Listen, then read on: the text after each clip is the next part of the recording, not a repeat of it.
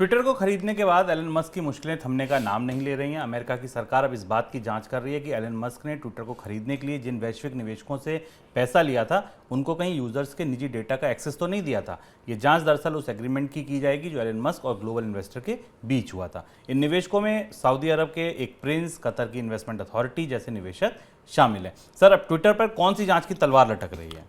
शुभम, एक जांच के बारे में तो आपने बता दिया है कि जो ट्विटर में निवेश के बदले जो डेटा शेयरिंग हुई उसकी जांच हुई, पर दूसरी एक और महत्वपूर्ण जांच जो यूनाइटेड स्टेट का फेडरल ट्रेड कमीशन कर सकता है, शुरू कर सकता है, क्योंकि कई सारे सीनेटर्स ने और अमेरिका के सांसदों ने एफटीसी से जो फेडरल ट्रेड कमीशन है उससे ये कहा है कि ट्विटर ने जो अपनी पॉलिसी में चेंज किया और ब्लू टिक के लिए पैसा लेना शुरू किया, ये जो ट्रांसपेरेंसी और प्राइवेसी से जुड़े हुए कानून हैं अमेरिका के, उनका उल्लंघन है। और ट्विटर के ने इसे करते समय फेडरल ट्रेड कमीशन को सही ढंग से सूचना नहीं दी और ये फैसला रेगुलेटर्स को सूचना के बगैर किया गया, जबकि ऐसी प्रक्रिया को लागू करते समय फेडरल ट्रेड कमीशन से मंजूरी ली जानी चाहिए थी। और हुआ ये कि ट्विटर की ब्लू सर्विस जब आई और उसके बाद कई सारे फेक बॉट अकाउंट्स बन गए, वेरीफाइड अकाउंट बन गए, जिसके बाद अमेरिका के रेगुलेटर्स को और फेडरल ट्रेड कमीशन को इस पूरी व्यवस्था में डाउट लगा है और इसलिए उस पर जांच शुरू होने वाली है। पहले तो जांच ये है, एक जांच का जिक्र शुभम ने किया, दूसरी जांच ये। तीसरी महत्वपूर्ण बात यह कि अमेरिका के राष्ट्रपति जो बाइडेन ने हाल में एक प्रेस कॉन्फ्रेंस में भी कहा कि अन्य देशों से टेस्ला और एलन मस्क के जो रिश्ते हैं उनकी जाँच रेगुलेटर्स को करनी चाहिए। स्वाभाविक सी बात है, उनका इशारा चाइना और अरब देशों के बीच में था, यानी दो महत्वपूर्ण देश जिनसे अमेरिका के रिश्ते इस समय बिल्कुल अच्छे नहीं हैं, उन दोनों देशों से टेस्ला और एलन मस्क के गहरे रिश्ते हैं। ये भी एक महत्वपूर्ण पहलू है जिस पर शायद फेडरल ट्रेड कमीशन उन पर जांच शुरू कर सकता है। कई पैमानों से अगर आप देखें तो एलन मस्क अपनी इस पूरी ट्विटर रणनीति में बुरी तरह उलझते जा रहे हैं। रेगुलेटर्स के इश्यूज भी इसके साथ हैं और बाकी भी कई सारी चीज़ें हैं जो एलन मस्क को इस समय ट्विटर में के मामले में मुश्किल में डाल रही हैं। इधर टेस्ला का क्वार्टरली नुकसान बढ़ा है और टेस्ला का बिटकॉइन में जो निवेश है उसमें बड़ा नुकसान हुआ है टेस्ला को। यह भी एक महत्वपूर्ण खबर है। सर, फिर बड़ी छटनी का संकेत भी दिया है मस्क ने। मस्क ने संकेत दिया क्योंकि ट्विटर का जो पूरा फिनांसिंग मॉडल है ना, वो लड़खड़ा गया है। मैं आंकड़े, अब ट्विटर के बारे में आंकड़े बाहर आना शुरू हुए, अभी तक तो नहीं आ रहे थे।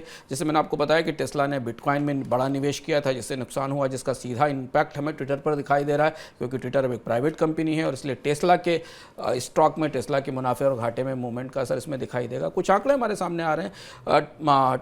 ट्विटर में इस समय करीब 238 मिलियन मॉनेटाइजेबल यूज़र्स हैं, यानी ऐसे यूज़र्स हैं जिन पर पैसा लगाकर उनसे पैसा वसूला जा सकता है।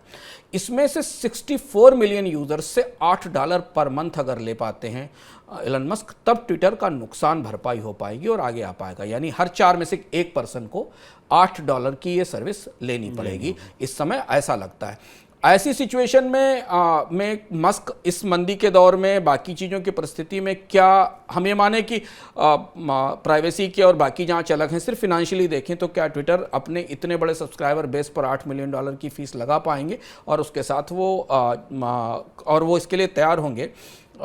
कंपनी के पास को करीब $24, मतलब एक क्वार्टर में $24 की ज़रूरत है। दूसरी एक महत्वपूर्ण बात है, अप्रैल में एलन मस्क ने एक ट्वीट किया था ट्विटर खरीदने से पहले, और उसमें कहा था कि जितने बड़े सब्सक्राइबर्स हैं या बड़े फॉलोअर्स हैं, जो बड़े सब्सक्राइबर्स हैं ट्विटर के, जिसमें अमेरिकी राष्ट्रपति, तमाम बड़े स्टार, सेलिब्रिटीज़, उनके ट्वीट करने की संख्या घटती जा रही है। और उन्होंने एक चार्ट के साथ ये बताया था कि जितने बड़े प्लेयर्स हैं इनका ये ट्वीट भी काफ़ी चर्चा में रहा था अप्रैल का, उन्होंने बताया था। इस हिसाब से अगर माना जाए, उनका कहना था कि जितने बड़े जैसे Barack Obama, Justin Bieber, Katy Perry, Rihanna, Cristiano, Taylor Swift, Lady Gaga, Ellen show, ऐसे बड़े सब्सक्राइबर्स जिनके बेस पर ट्विटर बड़े पैमाने पर लोगों को इंगेज करता है, इनके ट्वीट्स पर लोग इंगेज होते हैं, रिएक्ट करते हैं, वो बढ़ता है। यह बात एलन मस्क ने अप्रैल में टेक ओवर से पहले कही थी और उस ट्वीट का नाम था इज ट्विटर डाइंग। ये स्थिति अब और ज़्यादा विकट हो गई है, चूंकि डोनाल्ड ट्रंप का अकाउंट रिस्टोर होने के बाद बहुत सारे लोगों ने और भी ट्वीट कम कर दिए हैं ट्विटर पर, और इसके साथ भारत और दुनिया की कई सारी अर्थव्यवस्थाओं में ट्विटर पर एडवर्टाइजिंग में भी कमी हो गई है। ट्विटर से निकाले गए कर्मचारियों के सर्वे आ रहे हैं। पब्लिक डोमेन में एक सर्वे कल भी मैं पढ़ने की कोशिश कर रहा था, जिसमें 80% कर्मचारियों ने कहा कि ट्विटर को चलाना मस्क के लिए ऐसी स्थिति में मुश्किल हो जाएगा। तो ट्विटर काफ़ी एज पर खड़ा हुआ है, एक तरफ से रेगुलेटर है और दूसरी तरफ से घाटे हैं। इनके बीच एलन मस्क इसे कैसे आगे ले जाएंगे, ये इस पर सबकी दिलचस्पी रहेगी।